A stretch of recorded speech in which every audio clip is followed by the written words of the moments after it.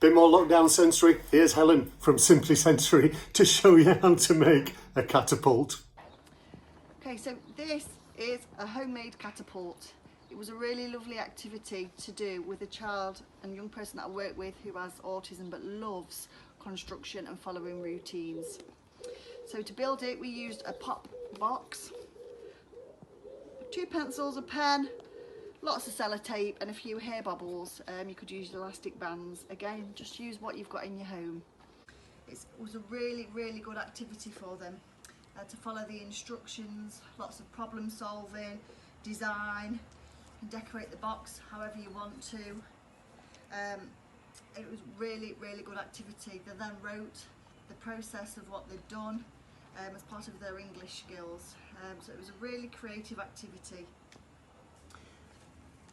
It can be adapted for all sorts of things, for whatever level your child and young person's working at. Here we've got lots of different colours.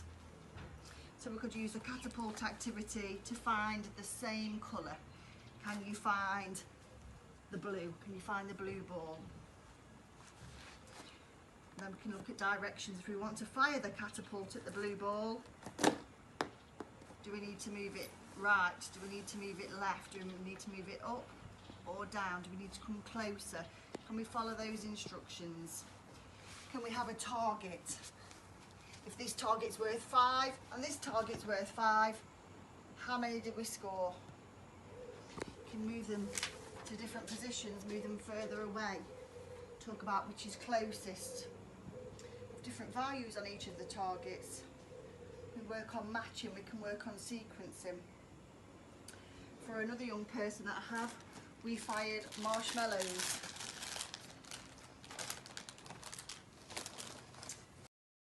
The young person was trying to encourage them to use their voice, to vocalise. It was a really lovely activity for communication. It's about anticipating. Ready, steady, go.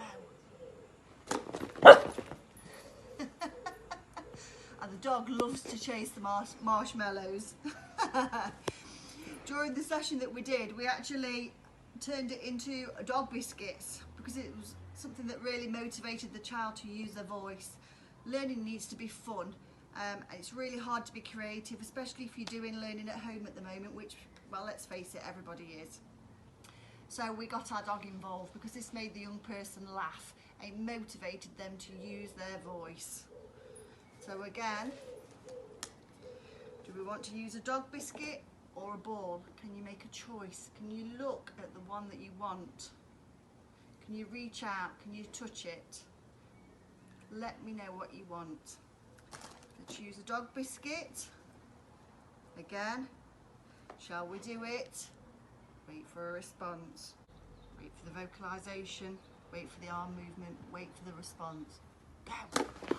Yay! And that was a really good way to turn it into a fun family activity. Another activity you can do is choice making. Can they choose which ball they wanted to use? You can use white balls, which would be really nice in the dark, or if you're lucky enough to have a UV light at home, I've lent mine to somebody at the moment, then you could do it in the dark and have a UV party.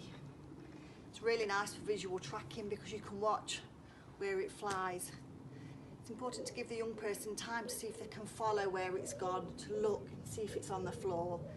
You can also use small balloons if you want it to be a little bit slower. Using these sponge balls, we can soak up water. We can make them heavy. Can we feel them?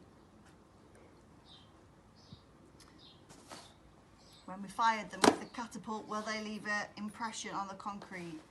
Ready, steady, go. One of our favourite stories is Colin and Lee, Carrot and Pea. So you could also link this into a story and an activity that you've been doing. Can we fire the peas using the catapult? Are they light? Are they heavy? How far will they go? Will it fire a carrot? Is it just too big because it's so long and it's so orange?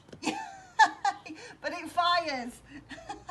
So that's a really nice silly activity for a little bit of fun, math skills linked to a story and topic that you're doing.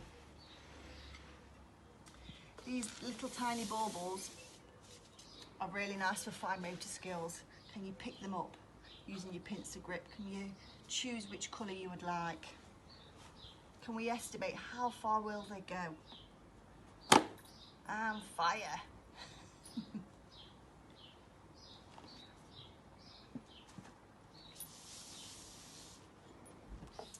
It's a good activity for finding items and naming them.